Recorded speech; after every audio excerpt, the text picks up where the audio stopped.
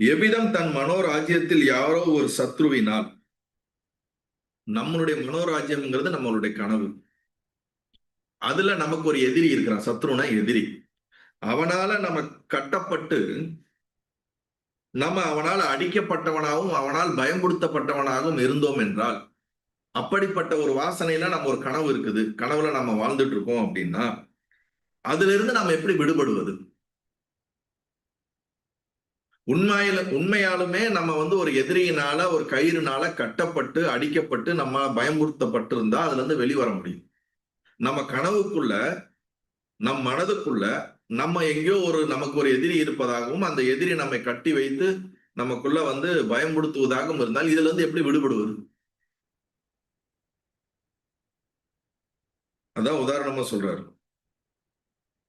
அந்த சங்கற்பம் அகலும் பொழுது அடிபட்டதும் பயப்பட்டதும் லயமாகி விடுமானால், சங்கற்பம்னா என்னது? நமக்குள்ள அந்த ஒரு சம்ஸ்காரம் நம்ம மனதுல ஏற்பட்டு நம்ம இந்த மாதிரி சிக்கிக்கிட்டு இருக்கோங்கும் போது திடீர்னு கனவுல இருந்து விழிச்சிட்டோம்னு வச்சுங்களேன், என்ன ஆகும்?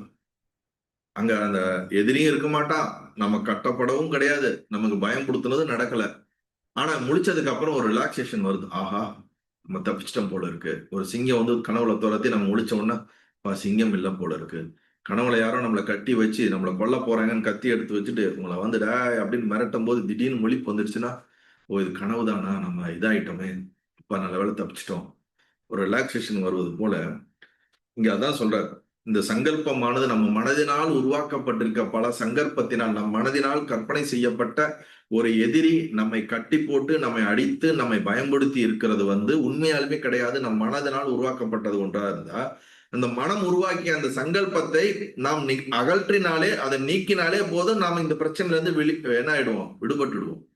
வெளியில ஒருத்தர் இருந்தாதான் நம்ம அதை சரி பண்ண முடியும். வெளியில ஒண்ணு கிடையவே கிடையாது. எல்லாமே மனதுக்குள்ள நடக்கக்கூடிய நாடகம் தான். அப்ப மனதுக்குள்ள நடக்கிற நாடகத்தை வெளியில எப்படி சொல்யூஷன் தேட முடியும்? அததான் இங்க சொல்றாரு. அவன் அங்கு கட்டுண்டு மாத்திரம் அங்கு மிஞ்சி இருக்குமா ஆலோசித்துப்பார் ராமா. கடவுள ஒருத்தன் அப்படி இருக்கிறவனா வெளியில நம்ம என்ன சொல்யூஷன் கொடுக்க முடியும்? கொடுக்க முடியாது. அவனுக்குள்ள விழிப்பு ஏற்பட்டா போதும். அனாதி காலமாகவே பந்தம் என்பது ஒருவருக்காவது இங்கு இல்லை. அனாதி காலம்னா என்னது? எப்ப தொடங்குனது இருந்தே தெரியல. யாருக்குமே பந்தம் என்பது ஒன்று கிடையவே கிடையாது. எல்லாருமே முக்தனாதான் இருக்கிறாங்க. எல்லாருமே கான்சியஸ்னஸா தான் இருக்கிறாங்க. அப்புறம் என்னங்க? அப்புறம் எதுக்குங்க இதெல்லாம் உட்காந்து படிச்சுக்கிட்டு இதெல்லாம் கேட்டுக்கிட்டு? அப்புறம் நாங்களாம் முக்தன்னு டிக்ளேர் பண்ணிடுங்களேன். நாங்க கொஞ்சம் நிம்மதியா இருப்போம். அடுத்த வாரத்துல இருந்து சண்டே வேற வேலைகள பார்ப்போம். இந்த சத்சங்கத்த தொடர்ந்து புரியாத எதையோ ஒண்ணு சொல்லிட்டு இருக்கீங்க. எங்களால கற்பனை கூட பண்ண முடியல. புத்தியால யோசிச்சாலும் ஒண்ணும் புரிய மாட்டேங்குது. இவ்வளவு கஷ்டப்பட்டு இதெல்லாம் ஏன் கேட்கணும்? கொஞ்சம் ரிலாக்ஸ்டா இருக்கலாமே! அப்டின்னா அதுக்கும் பதில் சொல்றாரு. ஜடாத்ம பிராந்தியை விட்டு பந்தம் என்பது யாதொன்று விசாரித்துப் பார். பந்தமானது உண்மை என்ற நிச்சயமே மகாபந்தமாகும். என்னது? இந்த லைன நம்ம எழுதி வச்சுக்கணும் வீட்ல. பந்தமானது உண்மை என்ற நிச்சயமே மகாபந்தமாகும். Actually, you are always liberated. You are consciousness. The nothing will bind you. That is your nature. நீங்க அதுதான் உங்களுடைய சொரூபம். நம்மங்கிற அந்த சொரூபம் அதுதான்.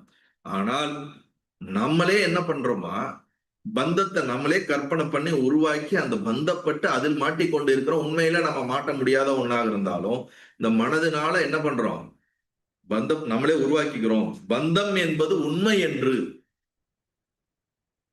பந்தங்கிறது பொய்ப்பா அப்படின்னாலும் அதெல்லாம் இல்ல, அதெல்லாம் உண்மைதான் அப்படின்னு நம்மளே உற்பத்தி பண்ணி மகாபந்தமா மாட்டிக்கொண்டிருக்கிறோம் அப்படிங்கிறார். பந்தம் உண்டென்பதும் பீதி அடைந்த பாலனுக்கு பேய் பிடித்தது என்று சொல்வது போலவே ஆகும்.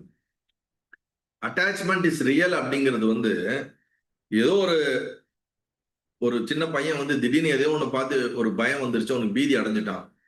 அவனுக்கு ஒரு பயம் தான், ஒரு பய தாக்குதல் ஏற்பட்டிருக்கு. உடனே அவனை பார்த்து ஐயோ இவனுக்கு பேய் பிடிச்சிருச்சுப்பா, இவன் ஏதோ ஒரு உளறான்ப்பா, இவனை உடனே பேயை ஓட்டணும்னு சொன்னா எவ்வளவு ஒரு முட்டாள்தனமா இருக்குமோ, அது போலதான் இந்த அட்டாச்மெண்ட் இஸ் ரியல் அப்படிங்கிற உணர்வோடு நம்ம அதுல ஒர்க் பண்ணி அதுல இருந்து நம்ம மூவ் பண்ணி அதுல இருந்து விடுபடுறதுக்கான வேலைகள்லாம் செஞ்சுட்டு இருக்கோம் அப்படிங்கிறார்.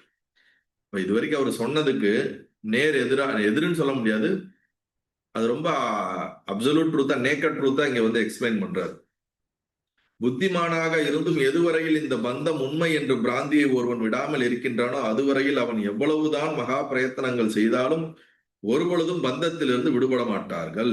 விடுபட்டவனாகான். எவ்வளவு இன்டெலிஜென்ட் பர்சனாக இருந்தாலும், எவ்வளவு புத்திமானாக இருந்தாலும், அட்டாச்மெண்ட் இருக்குதுங்கிறத, அது உண்மை அப்படின்னு நமக்குள்ள ஒரு அறிவு இருக்குது. அறிவுனா நம்மளுடைய வாசனைகள் இருக்குன்னா, அட்டாச்மெண்ட் இஸ் ரியல், நான் பந்தப்பட்டிருக்கேன் அப்படிங்கிற அந்த ஒரு உணர்வு வந்து புத்திமான்களுக்கே இருக்குதுன்றாரு. அப்படி ஒரு மாயை யாருக்கு இருக்குதோ அவன் எவ்வளவு முயற்சி பண்ணாலும் என்ன பண்ணாலும் அவன் அதுல இருந்து விடுபடவே முடியாது அப்படிங்கிறாரு. நிர்மலமான சிதாத்மாவிற்கு இந்த பந்தம் ஏது? எந்த ஒரு கழிவுகளும் மலங்களும் தொட முடியாத கான்சியஸ்னஸ் ஆகிய சித்துக்கு பந்தம் எப்படி இருக்க முடியும் கேட்கிறார். எங்கனம் உண்டாகக்கூடும், எப்படி பந்தம் வர முடியும்? தன் ஆத்மாவான கண்ணாடியில் பிரதிபித்த திருஷ்யங்களால் பந்தம் உண்டாகலாம் என்றால் கண்ணாடியில் பிரதிபிம்பித்த அக்னி தகிக்க வேண்டுமே. அருமையான ஒரு கேள்வி கேட்கிறார். கண்ணாடியில ரிஃப்ளெக்ஷன் வருது, திரையில ஒரு படம் ஓடுது அப்படி வச்சுக்குவோம். படத்துல திடீர்னு அந்த ஊரை கொளுத்தி விட்டுறாங்க, குடிசையெல்லாம் கொளுத்தி விட்டாங்க, தக தக தகன்னு எரியுது. ஆனா அந்த நெருப்பு ஸ்கிரீனையும் சேர்த்துல எரிக்கணும். ஏன் ஸ்கிரீனை எரிக்க முடியல? ஸ்கிரீன்ல ஒரு பிக்சர்ல ஓடுது இல்ல, ஏன் ஸ்கிரீனை எரிக்கல? ஆனா ஊரே எரியுது, எல்லாரும் இங்க எங்க ஓடுறாங்க, கதறாங்க, தண்ணி எடுத்துட்டு வாங்கறாங்க, அந்த ஸ்கிரீனுக்கு ஒண்ணும் ஆகலையே. அப்ப பந்தம் உண்மையாக இருந்தா கண்டிப்பா கான்சியஸ்னஸ் அஃபெக்ட் ஆகணும். அதுல வரக்கூடிய நெருப்பு, காட்சியில வரக்கூடிய நெருப்பு உண்மையாக இருந்தா ஸ்கிரீன் எரிஞ்சு போகணும். ஆனா அதுல வர நெருப்பு உண்மையானது இல்லாததுனால அப்படியே அந்த நெருப்பு காட்சிகள் இருந்தாலும் அந்த ஸ்கிரீனை ஒன்றும் பண்ண போறது இல்லை. அதனால கான்சியஸ்னஸ் வந்து எந்தவித ஒரு அட்டாச்மெண்ட்னால அது வந்து அஃபெக்ட் ஆகுமானா அஃபெக்ட் ஆகாதுங்கிறத இந்த உதாரணத்துல இருந்து நமக்கு சொல்றாரு. Never attached with anything. கண்ணாடியில என்ன ரிஃப்ளெக்ஷன் வந்தாலும் அந்த கண்ணாடியை பாதிக்காது. புரியுதாங்களா? பேய் மாறி வந்தாலும், நெருப்பு வந்தாலும், சுனாமி வந்தாலும் எல்லாம் ரிஃப்ளெக்ஷன் தான். அப்ப கான்சியஸ்னஸ்ல எப்படிப்பட்ட இந்த மனசு புதுசு புதுசா எதை உருவாக்கினாலும், மனசு நான் வந்து எல்லா விதமான குழப்பங்களை உருவாக்கினாலும், சுகத்தை உருவாக்கினாலும், துக்கத்தை உருவாக்கினாலும், பந்தங்களை உருவாக்கினாலும், சொந்தங்களை உருவாக்கினாலும், இந்த மனம் என்ன காமெடி பண்ணாலும் அது எதுவுமே கான்சியஸ்னஸ் டச்சே பண்ணாது.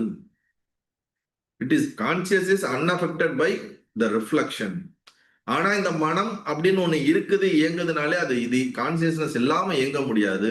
ஆனா அதை சார்ந்து இயங்குற மனதுனால கான்சியஸ்னஸ்க்கு எந்த பாதிப்பும் கிடையாது. இது ரொம்ப ஒரு முக்கியமான விஷயம்.